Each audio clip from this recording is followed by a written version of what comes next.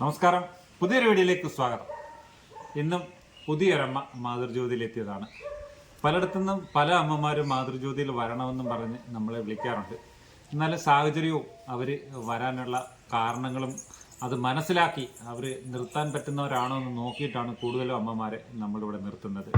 അപ്പോൾ കഴിഞ്ഞ കുറേ ദിവസങ്ങളായിട്ടൊരു സഹോദരി എന്നെ വിളിക്കുന്നു. അമ്മ മാത്രമേ ഉള്ളൂ, അച്ഛനില്ല.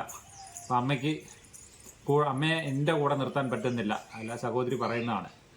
സഹോദരനുണ്ട്, സഹോദരൻ അമ്മയെ നോക്കത്തില്ല. ഞാൻ ഭർത്താവില്ലാതെ 2 മക്കളുമായിട്ട് മുന്നോട്ട് പോവാണ്. ഞാനും വാടക വീട്ടിലാണ് താമസം.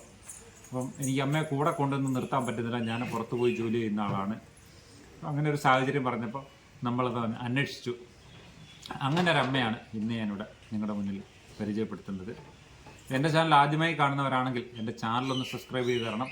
അടുത്തുള്ള ബെല്ലൈക്കൺ കൂടെ പ്രസ് ചെയ്താൽ എൻ്റെ വീഡിയോ വിശേഷങ്ങൾ നിങ്ങൾക്ക് സ്ഥിരമായി ലഭിക്കും. അപ്പം നിങ്ങളുടെയൊക്കെ സപ്പോർട്ടും സഹായവും സഹകരണവും ഒക്കെ ഉണ്ടാകുമെന്ന് പ്രതീക്ഷിച്ചുകൊണ്ട് നേരെ വീഡിയോയിലേക്ക്.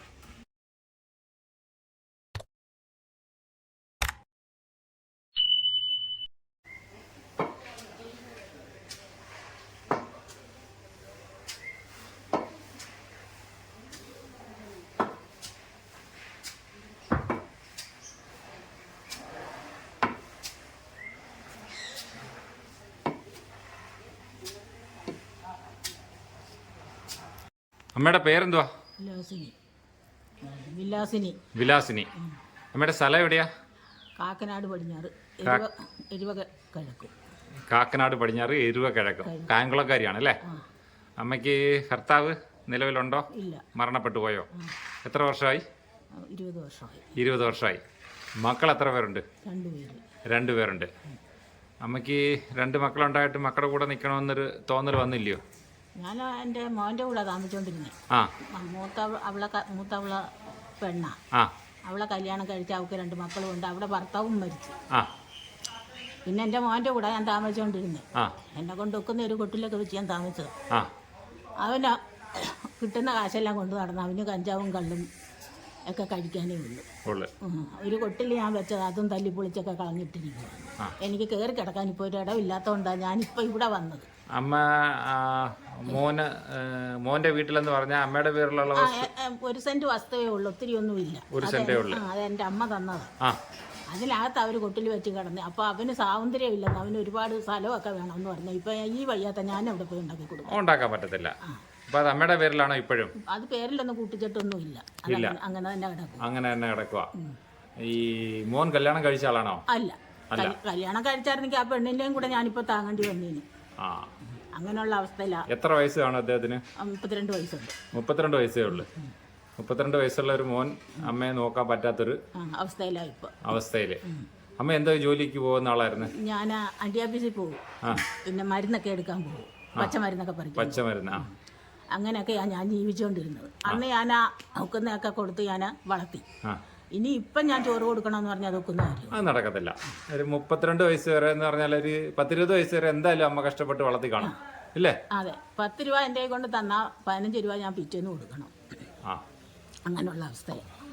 ഓരോ അമ്മമാരും അവരുടെ രക്തം പാലാക്കിയും അവരുടെ മാരടം മക്കൾക്ക് മെത്തയാക്കിയും വായിന്ന് വരുന്ന വാക്കുകളൊക്കെ താരാട്ട് പാട്ടാക്കിയാണ് ഓരോ അമ്മമാരും അച്ഛന്മാരും മക്കളെ വളർത്തുന്നത്. അവൻ ഓർമ്മയായപ്പോ അവൻ പറയുന്നത് ഞാനല്ല വളർത്തിയേ, എന്റെ അപ്പച്ചിയാ വളർത്തിയെന്ന് അവൻ പറയുന്നത്. എന്റെ അപ്പച്ചി. അപ്പച്ചി ഇപ്പൊ ഉണ്ടോ? ഇല്ല, അപ്പച്ചി ഇല്ല, മരണപ്പെട്ടു പോയി. ഇപ്പം ഇവിടെ കൊണ്ടുവരുവാന്ന് പറഞ്ഞിട്ട് തന്നെയാണോ? അവൻ അറിഞ്ഞു എന്തോന്ന് ഇപ്പൊ അറിഞ്ഞു കാണും. പിന്നെ ഞാൻ എൻ്റെ മോക്കാണെങ്കിലും അവൾക്കും വലിയ സാമ്പത്തിക കഴിവൊന്നുമില്ല. അവള് എവിടെങ്കിലും ഒക്കെ പോയെങ്കിലേ ജീവിക്കാനൊക്കത്തുള്ളൂ. അവൾക്കും 2 മക്കളുണ്ട്. ആ പിള്ളേരും ഒന്നും ജോലിക്കൊന്നും അങ്ങനെ ഇങ്ങനെ പോകുന്ന പിള്ളേരൊന്നും അല്ല. അവള് വല്ലയിടത്തുമൊക്കെ വല്ല പാത്രം കഴുകാനൊക്കെ പോയാൽ ജീവിക്കുന്നത്. അവൾക്ക് വലിയൊരു കടക്കാടം, അല്ലെങ്കിൽ ഇവിടെ വരത്തില്ലായിരുന്നു. അവൾ എന്നെ കൊണ്ടുപോയി നോക്കിയേനെ. അങ്ങനെയൊക്കെ നിൽക്കുന്നിടത്ത് ഞാൻ എങ്ങനെ എന്തായാലും പകലെങ്ങനെങ്കിലും ഒക്കെ നടക്കാം. രാത്രി കയറി ഒന്ന് കിടക്കണമല്ലോ. അതിന് വേണ്ടിയിട്ടാണ് സാഹചര്യമാണ്. അമ്മയ്ക്ക് എന്തൊക്കെ അസുഖങ്ങളുണ്ട്? എനിക്ക് ഞാൻ അന്ത്യാഭ്യസിൽ പോയിക്കൊണ്ടിരുന്നപ്പോൾ കൈയും തോളിനും ഇങ്ങനെ വേദന ഉണ്ടായി കൂട്ടം ഉണ്ടായത് എനിക്ക്. ഫിക്സ് വരുന്നത് അല്ലേ? എത്ര വർഷം കൊണ്ട് അതിനൊക്കെ മരുന്ന് കഴിക്കുന്നുണ്ട് അമ്മ? ഞാൻ എൻ്റെ മൂത്ത കൊച്ചുമോൻ്റെ പ്രായം 25 വർഷം കൊണ്ടേയും കഴിക്കുന്നുണ്ട്. 25 വർഷം കൊണ്ട് ഇഫക്സിന് മരുന്ന് കഴിക്കുന്നുണ്ട്. ഇപ്പൊ അമ്മ ഈ വടിയിലാണ് നടത്തേക്കെ. വടി ഇല്ലാണ്ട് അമ്മയ്ക്ക് നടക്കാൻ പറ്റും? നടക്കും, പക്ഷെ ഇത്തിരി നേരം നടക്കുന്നുണ്ട കാലിങ്ങനെ ബാലൻസ് ഇല്ല, ബലം കിട്ടുന്നില്ല. ബലം കിട്ടുന്നില്ല. ഈ മരുന്ന് കഴിക്കുന്നത് കൊണ്ടാണ് അല്ലേ ഈ വിറയലൊക്കെ? ആ മരുന്ന് ഇപ്പൊ ഞാൻ കഴിച്ചോണ്ടിരിക്കുന്ന മരുന്ന് കഴിച്ചില്ലെങ്കിൽ പിന്നെ ഞാൻ തളർന്ന് വീണു പോകും. അതിന്റെ മറുമരുന്ന് തന്നാലൊന്നും ഏക്കത്തുമില്ല. അങ്ങനെ ഇപ്പൊ ഞാൻ ഇവിടെ ആശുപത്രി വീണ്ടും പോയത്. ഇപ്പൊ അമ്മ വണ്ടാനം മെഡിക്കൽ കോളേജിൽ ഇപ്പം അമ്മയെ ഒരാഴ്ച കിടന്നു. ഒരാഴ്ച അല്ലല്ലോ, അതിൽ കൂടുതൽ കിടന്നില്ലേ? രണ്ട് പ്രാവശ്യമായിട്ട് കിടന്നില്ലേ? ഞാനിതൊക്കെ അന്വേഷിച്ചിട്ടാണ് അമ്മ ഇവിടെ എടുത്തത്. അമ്മ എങ്ങനെ, അമ്മയുടെ വേഷവിധാനം ഇങ്ങനെയാണ്? മുണ്ടും ബ്ലൗസും ആണോ? ബ്ലൗസും ആണോ? എന്നാ ഞാനൊന്നും പറഞ്ഞില്ലല്ലോ, ഞാൻ ഇടണമെന്ന് ഞാൻ പറഞ്ഞില്ലല്ലോ. അമ്മയോട് ഞാൻ ചോദിച്ചെന്നേ ഉള്ളു. അതിനൊന്നും കുഴപ്പമില്ല. നമ്മളിവിടെ ബ്ലൗസ് തയ്പ്പിച്ച് തരും. വെള്ളമുണ്ട് വൃത്തിയായിട്ട് എടുക്കുവാണെങ്കിൽ വെള്ളമുണ്ട് തരും, ഇല്ലെങ്കിൽ കയ്യിൽ. രാവിലെ അങ്ങ് കുളിക്കണം. നമുക്കൊരു അറിഞ്ഞില്ല, തുണി എടുത്ത് മുറ്റത്ത് കൊണ്ട് വെക്കണമെന്ന് ഞാൻ അറിഞ്ഞില്ല, അല്ലെങ്കിൽ ഞാൻ രാവിലെ കുളിച്ചേന്. ഇപ്പൊ ഞാൻ എടുത്തു തരാൻ പറയാം. എടുത്തോ? ഇല്ല, വൈകിട്ട് ഞാൻ കുളിച്ചോളാം. നമുക്ക് രാവിലെ അങ്ങ് കുളിക്കണം. നമുക്ക് എന്താന്ന് പറഞ്ഞാൽ നമുക്ക് രാവിലെ വേറെ പണിയൊന്നുമില്ല. രാവിലെ എണ്ണീക്കുക.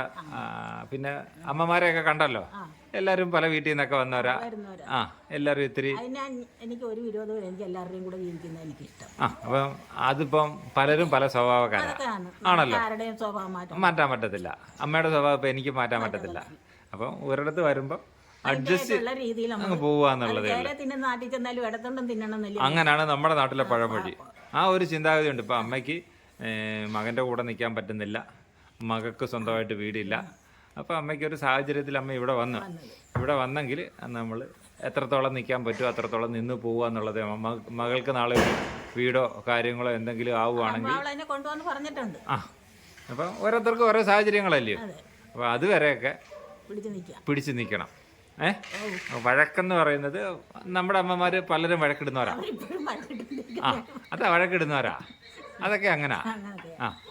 അമ്മ ഇപ്പൊ ഇവിടെ വന്നപ്പോ അമ്മ ഞങ്ങളൊന്നിനും അങ്ങോട്ട് വരത്തില്ല, കണ്ടേ? ഞങ്ങളെ കൊണ്ടൊരു ശല്യത്തിനും ഇല്ല. അപ്പൊ ഇവിടെ പിന്നെ നമ്മൾ എന്തെങ്കിലുമൊക്കെ വഴക്കൊക്കെ പറയുന്നതെന്ന് പറഞ്ഞാൽ ഈ കിസ്മത്ത് പണി കാണിക്കുന്നവരൊക്കെ ഉണ്ടല്ലോ, അപ്പൊ അവരെയൊക്കെ എന്തെങ്കിലുമൊക്കെ വഴക്ക് പറയണം, ഇല്ലാണ്ട് നമുക്ക് കൊണ്ടുപോകാൻ പറ്റത്തില്ലല്ലോ. അത് ഉള്ളതുപോലെ തന്നെ പറയണ്ടായോ? ഒളിച്ചും പാത്തും വെച്ചിട്ട് കാര്യമില്ലല്ലോ. പിന്നെ പുതുതായിട്ട് വന്ന രാവിലെ കുളിച്ച് സമയത്ത് ഭക്ഷണത്തിനെത്തണം, 3 നേരവും ഭക്ഷണം കഴിക്കണം. ഇതൊക്കെയാണ് നമുക്ക് പറയാനുള്ളത് കേട്ടോ. പിന്നെ അമ്മയുടെ ചെറുപ്പമൊക്കെ എങ്ങനെയായിരുന്നു? അമ്മയ്ക്ക് ചെറുപ്പകാലം എന്ന് പറഞ്ഞാൽ എൻ്റെ ചെറുപ്പത്തിലെ കാര്യങ്ങളൊന്നും ഇപ്പോൾ പറഞ്ഞാൽ ശരിയാകത്തില്ല മോനെ. ചെറുപ്പത്തിലെ എൻ്റെ അച്ഛനും അമ്മയും എനിക്കൊരു ദുരം തന്നിട്ടില്ല. അങ്ങനെയൊക്കെയാണ് ഞാൻ ജീവിച്ചത്. എൻ്റെ കുഞ്ഞിലെ മേലെ എനിക്ക് ദുഃഖം വന്നു. അല്ല, അതിപ്പോൾ നമ്മൾ കരഞ്ഞിട്ട് കാര്യമില്ല. ഞാൻ ഓരോ അമ്മമാർക്കും ഓരോ ബുദ്ധിമുട്ടുകൾ കാണും, ഇല്ലേ? എൻ്റെ മക്കളെ വളരുമ്പോഴെങ്കിലും എനിക്ക് സ്വൈര്യം കിട്ടുമെന്ന് ഞാൻ വിചാരിക്കും. എൻ്റെ മക്കൾ വളർന്നപ്പോഴും എനിക്ക് എല്ലാവരും മക്കളെ വളർത്തുമ്പം വയസ്സുകാലത്ത് എൻ്റെ കൂടെ കാണുമെന്ന് എല്ലാ അച്ഛനമ്മമാർക്കും ഒരു വിചാരമുണ്ട്. പക്ഷെ നിങ്ങൾക്കൊക്കെ ഒരു പഴഞ്ചൊല്ല് കേട്ടിട്ടുണ്ടല്ലോ, അമ്മയൊക്കെ മക്കളെ കണ്ടും മാമ്പൂ കൊണ്ടും കൊതിക്കരുതെന്ന്. മാമ്പൂ എന്നുള്ളത് ഒരു മഴ വന്ന കരിഞ്ഞു പോകും. ഞാൻ കഷ്ടപ്പെട്ടതല്ല, അങ്ങനെ എൻ്റെ മക്കൾ വളരട്ടെന്ന് ഞാൻ വിചാരിച്ചതിൻ്റെ ഫലം അങ്ങനെ. അല്ലെങ്കിൽ അന്നേ ഞാനൊരു ഉരുക്കൂട്ടി എന്തെങ്കിലും ഞാൻ ചെയ്തിരുന്നെങ്കിൽ ഇപ്പം ഞാൻ ഈ അവസ്ഥയാകത്തില്ല. എല്ലാ അമ്മമാരും അങ്ങനെയാ. മക്കൾക്ക് വേണ്ടി ജീവിതവും ശരീരവും അവരുടെ സമ്പാദ്യങ്ങളും എല്ലാം മക്കൾക്ക് വേണ്ടി കൊടുക്കും. ആ മകൻ വിചാരിച്ചാൽ ഇന്ന് അമ്മയെ പൊന്നുപോലെ നോക്കിക്കൂടായോ? അവന് നോക്കാൻ വയ്യ. അവന് 2 കൂട്ടുകാരും 2 കുപ്പിയൊക്കെ ഉണ്ടെന്ന് വരും, അവൻ്റെ കാര്യമൊന്നും നടക്കും. എനിക്കിപ്പോൾ അതുപോലെ പറ്റുമോ അമ്മേനെ? അമ്മ ഒരു മാസം എത്ര രൂപയുടെ മരുന്ന് കഴിക്കും? അത് സ്ഥിരം പറയാൻ പറ്റത്തില്ല. സ്ഥിരം പറയാൻ പറ്റത്തില്ല. എന്നാലും ഒരു ഉദ്ദേശം, അമ്മ ഇത്ര 25 വർഷം കൊണ്ട് മരുന്ന് കഴിക്കുന്നത്? അതിപ്പം ഞാൻ കഴിക്കുന്ന ഗുളികയ്ക്ക് വില കുറവാണ്. 200 രൂപയകത്തുള്ള ഒരു കുപ്പി. അത് 2-3 മാസം വരെ കഴിക്കാൻ പറ്റും. പിന്നെ കൂടുള്ള മരുന്നൊന്നും അമ്മ കഴിക്കുന്നില്ല? ഒറ്റ ഗുളികയെല്ലാം നിർത്തി. അത് നിർത്തിയത് കൊണ്ടാണ് അമ്മയ്ക്ക് ഈ വിറയിൽ വരുന്നത്. നിർത്തിയെന്ന് പറയാൻ ഇപ്പോഴും എൻ്റെ വായിക്കത്തല്ല ഇപ്പോഴും മടിച്ചതുണ്ട്. ഇവിടെ എപ്പോഴും ഇപ്പുണ്ട്. തൊണ്ടയ്ക്കൊന്നും വയ്യ, കറിയൊന്നും കൂട്ടാൻ വയ്യായിരുന്നു. പിന്നെ എൻ്റെ അനിയൻ ഇപ്പം ചെന്ന് മോര് മേടിച്ചുകൊണ്ട് വന്ന് മുളകൊന്നും ചേർക്കാതെ കണ്ട് മഞ്ഞപ്പൊടി ഇട്ട് കാച്ചി കഞ്ഞിയൊക്കെ കുടിച്ചോണ്ടിരുന്നത്. കുടിച്ചുകൊണ്ട് എരിവൊന്നും കഴിക്കാൻ പറ്റും. പിന്നെ ഇപ്പോഴും ഇച്ചിരി എരിവൊക്കെ ഞാൻ കഴിക്കാൻ തുടങ്ങിയത്. ആ, മരുന്നൊക്കെ കൃത്യമായിട്ട് കഴിക്കണം. മരുന്നില്ലാത്തത് ഞാൻ മേടിച്ചു തരാം. നമുക്കിവിടെ വേണ്ടതെന്ന് പറഞ്ഞാൽ എന്തെങ്കിലും അമ്മയ്ക്ക് ജോലി ചെയ്യാൻ പറ്റുന്ന ആളല്ല. ആയ കാലത്തൊക്കെ അമ്മ ജോലി ചെയ്തല്ലേ? എനിക്ക് ജോലി ചെയ്യാനാകുമായിരുന്നെങ്കിൽ ഞാൻ ഇവിടെ വരത്തില്ല. ഞാൻ എവിടെയെങ്കിലും പോയി നിന്ന് ഞാൻ ജോലി ചെയ്തേ അടുക്കള ജോലിക്കെങ്കിലും പോയി നിന്ന്. ഇപ്പോഴും എന്നെ ഓരോരുത്തരും ചെയ്യും. വീട്ടിൽ നിന്നൊക്കെ ഇപ്പോഴും എനിക്ക് വിളിച്ചെന്തെങ്കിലും തരും. അതുപോലെ ഞാൻ കഷ്ടപ്പെട്ടിട്ടുണ്ട്. നമുക്ക് പ്രായമില്ലെങ്കിൽ അസുഖങ്ങളോ വരുമ്പോഴാണല്ലോ നമുക്ക് ബുദ്ധിമുട്ട് വരണേ.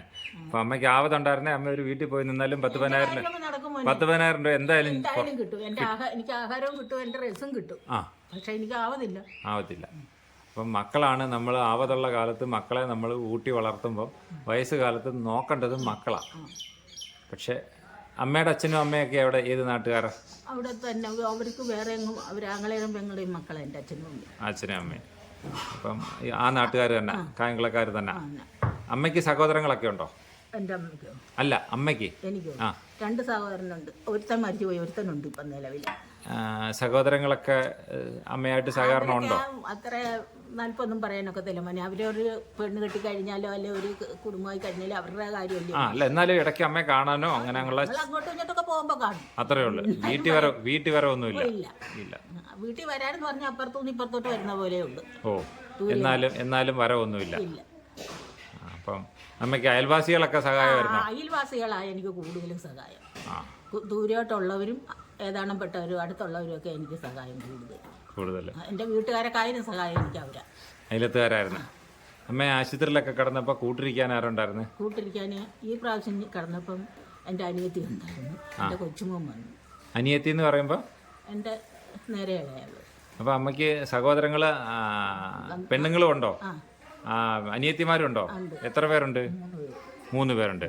അവരൊക്കെ ആയിട്ട് എങ്ങനെയുണ്ട് സഹകരണം? അവരിപ്പോൾ ഒരുത്തിയേ ഉള്ളൂ ഇപ്പൊ ഇവിടെ എൻ്റെ അടുത്ത്. 2 പേരങ്ങ് എറണാകുളത്താണ്. ഇപ്പൊ അടുത്തുള്ളവളും ഇപ്പൊ അവിടെ മോക്ക് ജോലി കിട്ടി. അവിടെ ഭർത്താവാ. ഇപ്പൊ എനിക്ക് വയ്യാന്ന് പറഞ്ഞപ്പോൾ തൊണ്ട വയ്യാന്ന് പറഞ്ഞപ്പോൾ പോയി മോരൊക്കെ മേടിച്ചോണ്ട് വന്ന് കാറ്റി തരുകയൊക്കെ ചെയ്തു. അവിടെ ആയിരുന്നു. ഞാൻ ഇവിടെ അങ്ങ് വീട്ടിൽ നിന്ന് പോയി. അവിടെ ആയിരുന്നു.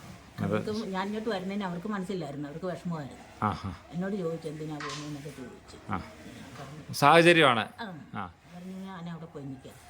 കുറച്ച് അവനിപ്പോൾ എപ്പോഴും എനിക്ക് കഞ്ഞി വെച്ച് തന്നോണ്ടിരിക്കാൻ പറ്റത്തില്ല. അയാളുടെ കാര്യത്തിന് അയാൾക്ക് ഓരോരോ കാര്യങ്ങളില്ലേ. പിന്നെ അവൻ ചെയ്ത ഒരു മാസം ഞാൻ അവിടെ നിന്നു. എനിക്ക് വേണ്ടുന്ന എല്ലാം അവൻ ചെയ്തു തന്നു. ഇപ്പോഴും ഞാൻ പോരുന്നെന്ന് പറഞ്ഞപ്പോഴും അവന് വിഷമമായിരുന്നു. അത് സ്വാഭാവികമായിട്ടും സഹോദരങ്ങൾ സ്നേഹമുള്ളവരാണെങ്കിൽ അതൊരു വിഷമാവും.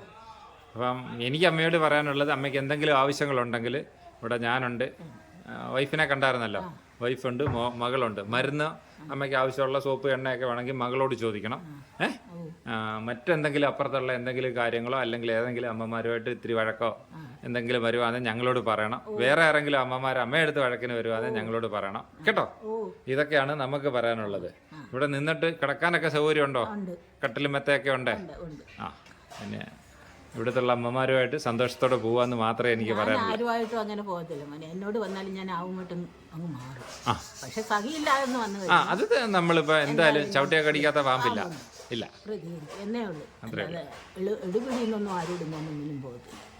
ശരി. അത് പണ്ട് മുതലേ എനിക്കുള്ള ഒരു സ്വഭാവമാണ്. അങ്ങനെ വേണം അമ്മേ. നമ്മൾ പ്രത്യേകിച്ച് നമ്മളിങ്ങനെ ഒരു സ്ഥാപനത്തിൽ വരുമ്പോൾ നമ്മളെ കൊണ്ട് കഴിവിന്റെ പരമാവധി ക്ഷമിച്ചു പോവാ. അതെ, എനിക്ക് എത്രയും ക്ഷമിക്കാൻ ഞാൻ അത്രയും ക്ഷമിക്കും. അത്രേ ഉള്ളു. പക്ഷെ അതിന് വിട്ട് വന്നു കഴിഞ്ഞാൽ അതിനെന്തെങ്കിലും ഞാനൊന്ന് മറുപടി പറയേണ്ടവർക്ക് മറുപടി പറയണം എന്ന് വിചാരിച്ച് നമ്മൾ ഊമയായിട്ടിരിക്കണമെന്ന് ഞാൻ പറയത്തില്ല. അമ്മയെടുത്ത് ആവശ്യമില്ലാതെ ചൊറിയാൻ വരുന്ന എന്നെ പറ്റി ഒരു പ്രയാസവും ഞാൻ ഇവിടെ ഉണ്ടാക്കിയിട്ട് പോകത്തില്ല. ഇല്ല, ഞാനതല്ല പറഞ്ഞേ. അപ്പൊ നമ്മളെ അമ്മയെടുത്തോട്ട് ആരെങ്കിലും ആവശ്യമില്ലാതെ വന്നാൽ ഞാൻ അതിനുള്ള മറുപടി അന്നേരം പറഞ്ഞു നോക്കും. അതിനൊന്നും നമുക്ക് പരാതില്ല. ആവശ്യമില്ലാതെ ആരുടെ അടുത്തും മറുപടികൾ പറയാം. കാര്യം എന്താണെന്നറിയോ, നമ്മൾ ഒന്നിച്ചൊരു കുടുംബം പോലെ കഴിയുന്നു. അമ്മയൊന്ന് ഉരുണ്ട് വീണ അവർ വേണം ഓടി വന്ന് പോക്കാൻ. ഞാൻ പറഞ്ഞല്ലോ, നമ്മൾ ഒന്ന് പെട്ട് തന്നെ ഈ ഇവിടെ താമസിക്കും. വന്നവരെല്ലാം നമ്മൾ ഒരു വീട്ടിൽ നിന്ന് വന്നവരാ എന്നുള്ള ഒരു ധാരണ എല്ലാവർക്കും വേണമെന്ന് ഞാൻ പറഞ്ഞിട്ടുണ്ട്. അത്രേ ഉള്ളൂ. ആ ഒരു ചിന്ത നമുക്ക് എന്തായാലും ഉണ്ടാകും. ഇവിടെ അല്ല എവിടെ പോയാലും ആ ചിന്ത നമുക്ക്. അതെ, അങ്ങനെ ഉണ്ടെങ്കിൽ നമുക്ക് പ്രശ്നങ്ങളില്ല. നമുക്ക് ഒന്നിച്ച് സന്തോഷമായിട്ട് പോകാൻ പറ്റും അല്ലേ? അതെ. അപ്പോൾ അമ്മ പറഞ്ഞതൊക്കെ കേട്ടു. അമ്മയ്ക്ക് 2 മക്കളുണ്ട്. ഒരാളിന് കൂടെ നിൽക്കാൻ പറ്റത്തില്ല. അദ്ദേഹം മകനാണ്. മകന് അമ്മയെ നോക്കത്തില്ല. അമ്മ വയ്യാതെ കിടന്നിട്ട് പോലും അമ്മയെ നോക്കുന്നില്ല. പിന്നൊന്നുള്ളത് മകളാണ്. മകൾക്ക് ഭർത്താവില്ല, 2 മക്കളുണ്ട്. അപ്പോൾ അവരുടെ കാര്യങ്ങളൊക്കെ നോക്കി അവർ ജോലിയൊക്കെ ചെയ്ത് അവരുടെ കുടുംബം കഴിഞ്ഞു പോകുന്നു. ചെറിയ വീടാണ്, വാടക വീടായതുകൊണ്ട് അമ്മയെ കൂടെ നിർത്താൻ പറ്റുന്നില്ല. അമ്മയ്ക്കും പലതരത്തിലുള്ള അസുഖങ്ങളുണ്ട്. ഇടയ്ക്കിടയ്ക്ക് അമ്മയെ ഹോസ്പിറ്റലിലൊക്കെ കൊണ്ടുപോകുന്ന ഒരു സംവിധാനം അവിടെ ഇല്ലാത്തത് കൊണ്ട് ആ സഹോദരി വന്ന് പറഞ്ഞപ്പോൾ നമ്മളത് അന്വേഷിച്ചു. ആ അമ്മയെ കൂടെ നമ്മൾ മാതൃജ്യോതി കൂട്ടുകുടുംബത്തിലേക്ക് കൂട്ടിയാണ്. അപ്പോൾ നിങ്ങളുടെ അഭിപ്രായങ്ങൾ നിങ്ങൾ കമൻറ്റുകളായി രേഖപ്പെടുത്തണം. കൂടാതെ ഞാൻ എല്ലാ വീഡിയോയിലും പറയുന്ന പോലെ നിങ്ങളുടെയൊക്കെ സപ്പോർട്ടും സഹായവും ഈ അമ്മമാർക്കുണ്ടാവണം. ഇത് മാത്രമാണ് എനിക്ക് പറയാനുള്ളത്. അപ്പോൾ പുതിയൊരു വീഡിയോയുമായി നിങ്ങളുടെ മുന്നിലെത്തും വരെ നിങ്ങളുടെ സ്വന്തം മാതൃജ്യോതി പ്രശാന്ത്. നന്ദി, നമസ്കാരം.